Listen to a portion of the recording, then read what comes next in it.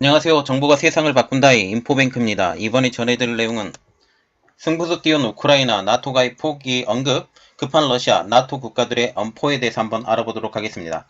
여러분의 구독, 좋아요 한 번씩 눌러주시고 이야기를 시작을 해보도록 하겠습니다. 지금 먼저 승부수를 띄운 우크라이나가 나토 가입 포기의 언급에 대해서부터 먼저 알아보도록 하겠습니다. 지금 우크라이나 정책에 변화의 조짐이 보이고 있죠. 그것은 가장 중요한 것은 나토 가입에 적극적이었던 우크라이나가 나토 가입의 포기를 언급한 것입니다. 지난달 24일이죠.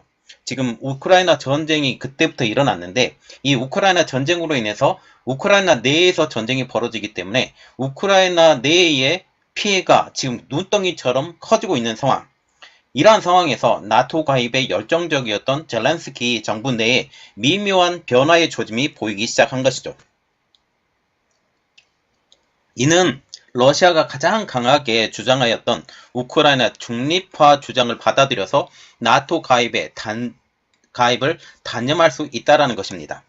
우크라이나 언론인 우크라인스카 프라우다에 따르면 9일날 젤렌스키 대통령이 이끄는 여당인 국민의 종이 8일 성명에서 우크라이나가 나토에 가입하는 대신에 러시아, 미국, 터키 등이 참여하는 새 안전보장 조약인 New Security Guarantee Agreement에 서명하는 안을 제안을 했다라고 보도를 하고 있어요. 여기서 우리가 눈여겨봐야 될 것은 미국과 러시아와 터키가 함께 참여하는 것이죠. 그래서 미국과 러시아가 보증을 하고 터키가 중간에 그 중재 역할을 하는 듯한 그러한 모습을 보이는 새 안전보장 조약인 New Security Guarantee Agreement에 서명하는 안을 제안을 했다라는 것입니다.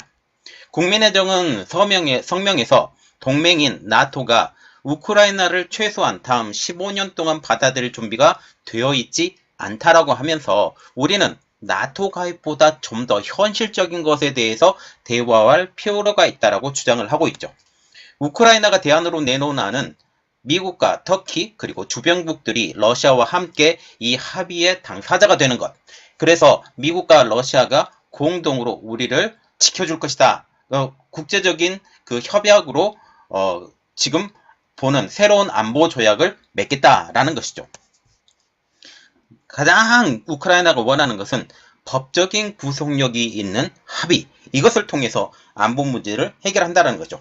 이전에 지금 우크라이나가 가지고 있던 종이 쪼가리 한 장이 있었어요. 그런데 법적인 구속력이 없었습니다. 그래서 이번에 우크라이나가 원하는 것은 법적인 구속력이 있는 합의를 하자라는 것이죠. 미하일로 폴렌야크 대통령 수석 보좌관도 8일날 나토는 우크라이나에 나토가 감행하지 않을 것이라고 언급하고 있다고 전하고 있습니다. 우크라이나의 제일 목표는 우크라이나 그 자체의 영토의 소유입니다. 우크라이나 러시아의 휴전 협의를 위해서 지난달 28일 그리고 이달에 3일, 7일 벌써 3번이나 만났죠. 이 회담에서 우크라이나가 내건 주요 안건 3가지는 다음과 같습니다.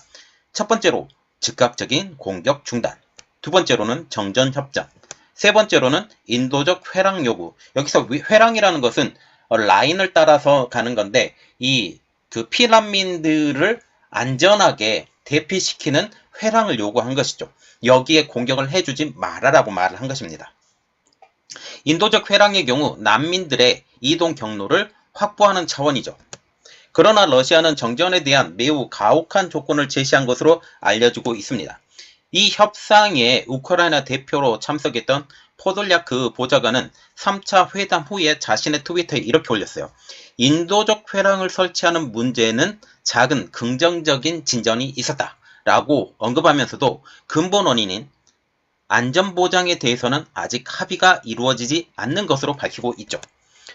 러시아가 회담에서 주요 안건으로 올린 것은 이겁니다.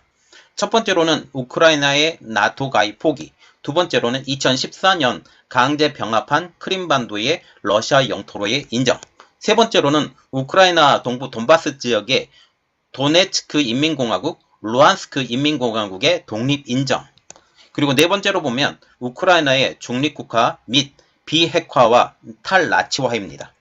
영토 문제에 대해서는 아직 진전이 없는 상황이죠. 현재 러시아는 우크라이나인들의 결연한 항전과 미국 등 서방의 단합된 제재로 인해서 큰 공경에 빠져 있는 상황. 러시아 국민들의 큰 공경에도 불구하고 전쟁을 일으킨 당사자인 블라디미르 푸틴 러시아 대통령은 종전에 대해서 까다로운 전제 조건을 고수하고 있습니다. 이와 같은 것이죠. 지난 28일 러시아 푸틴 대통령과 프랑스 마크롱 대통령이 전화통화를 했습니다.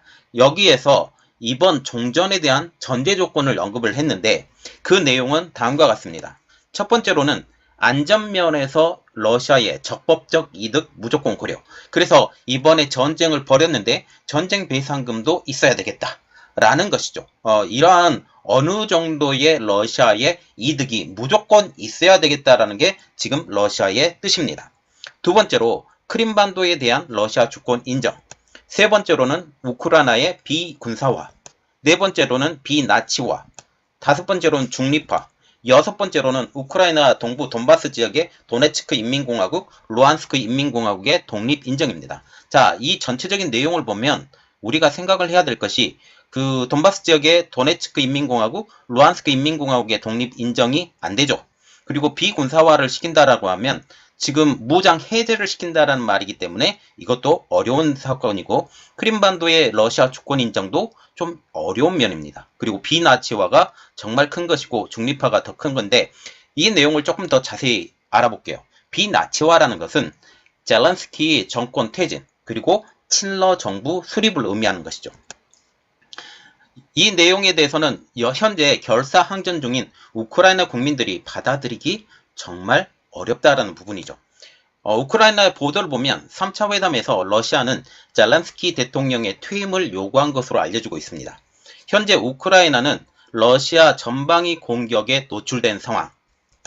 물론 결사항전을 외치고 있지만 전쟁 피해를 최소화하는 난처한 상황에 빠지게 된 것이죠. 물론 러시아가 끝까지 밀어붙이면 지금 우크라이나를 완전히 점령할 가능성이 높아지는 상황이죠. 이러한 상황에서 결사항전을 물론 외치고 있지만 미국과 EU의 간섭이 없다면 지금 현재 우크라이나는 결단코 무조건 피할 수밖에 없는 상황이 되는 거죠. 결국 러시아와의 타협을 모색하는 과정에서 나토 가입 포기 카드를 들고 나온 것으로 보이고 있다는 것입니다. 젤렌스키 대통령 역시 미국 ABC 방송과의 인터뷰에서 나토가 우크라이나를 받아들일 뜻이 없다라는 것을 이해한다라고 언급한 상황입니다. 자, 그래서 지금 젤렌스키 대통령도 지금 현재 나토와 같은 경우도 향후 15년 정도 우크라이나가 나토에 가입한다라는 것은 어렵다라는 것을 인지한 상황이라는 거죠. 그래서 나토의 가입을 포기한 상황이고 그래도 지금 비군사화 같은 것은 전혀 안 되는 거죠. 지금 현재 급한 러시아, 나토 국가들의 엄포에 대해서 조금 자세히 더 알아볼게요. 러시아가 지금 급해지고 있어요. 빨리빨리 끝내야 되는데 보통 이틀 아니면 늦으면 4일 안에 끝낼 걸로 알고 있었던 러시아가 지금 상황이 길어지고 미국의 제재가 길어지자 지금 현재 어려운 상황에 빠지고 있죠. 우크라이나 주변 나토국들이 우크라이나 공군에 비행장을 제공을 하면 무력 분쟁에 개입한 것으로 간주한다라고 발표한 것이죠. 이골이 코나센코프 러시아 국방부 대변인은 최근 우크라이나 전투기들이 루마니아를 비롯한 주변국들을 비행한 사실을 잘 알고 있다라고 이같이 말했습니다. 해당 발언은 미국을 중심으로 한 북대서양 조약기구 있죠. 나토가 우크라이나에 대한 전투기 지원을 구체화하는 과정에서 불거지고 있습니다. 자, 지금 보시면 그 우크라이나와 러시아 접경지대라고 하는데 지금 우크라이나가 딱 있죠. 이 위쪽에 벨라루스 그리고 러시아가 지금 두 면을 잡고 크림반도를 해서 흑해를 지지 기반으로 해서 3면으로 지금 공격하는 상황. 그래서 우크라이나 사람들이 다 폴란드 아니면 루마니아로 지금 대피하고 있는 상황인데 지금 우크라이나를 점령하고 몰도바까지 지금 점령한다라는 게 러시아의 생각이라는 것을 지금 잘 알 수가 있습니다. 지금 폴란드가 미군의 F-16 전투기를 지원을 받고 자신들이 이전에 가지고 있던 미그 25 전투기를 우크라이나에 지원한다라는 소식이 나온 건데 러시아 측에서는 이 과정 역시 공격 목적의 출격으로 판단하고 있다는 점이죠. 이와 관련해 마크 밀리 미 합창의장은 동맹에 대한 공격에 공동 대응 원칙을 명시한 나토 헌장 5조를 언급하면서 즉각적인 맞대응을 경고하고 있습니다. 밀리 합창의장은 다만 러시아가 이성적인 행위자라면 나토 회원국 공격을 감행하지 않을 것이라고 전망을 하고 있죠. 폴란드도 이에 대해서 빠르게 진화하고 있는데요. 폴란드 정부는 6일 트위터에 글을 올려서 폴란드는 우크라이나에 전투기를 보내지 않고 우크라이나의 자국 공항 이용을 허용하지 않겠다라고 하면서 우리는 다른 많은 분야에서 상당한 도움을 주고 있다라고 입장을 밝히고 있습니다. 앞서 볼로디미르 젤란스키 우크라이나 대통령은 동유럽 국가들에게 대해서 전투기 지원을 요청한 상황입니다. 지금 우크라이나 같은 경우도 미국기를 더욱더 지원을 받고 싶어 해요. F기종은 미국의 전투기고 더 좋은 전투기임에도 불구하고 그들이 숙달되지 않았기 때문에 미국의 전투기보다는 부소련의 전투기를 원한다라는 것이죠. 그래서 지금 폴란드나 지금 루마니아가 가지고 있는 미국이나 수호이기를 지금 원한다라는 것입니다. 그래서 미국이 F-35나 F-15를 지원을 하고 있는 동시에 이 미국기를 지금 독일에 이전을 시켜서 독일에서 이것을 출격하는 지금 그러한 상황까지 지금 얘기가 나오고 있다라는 측면까지 우리가 볼 수가 있죠.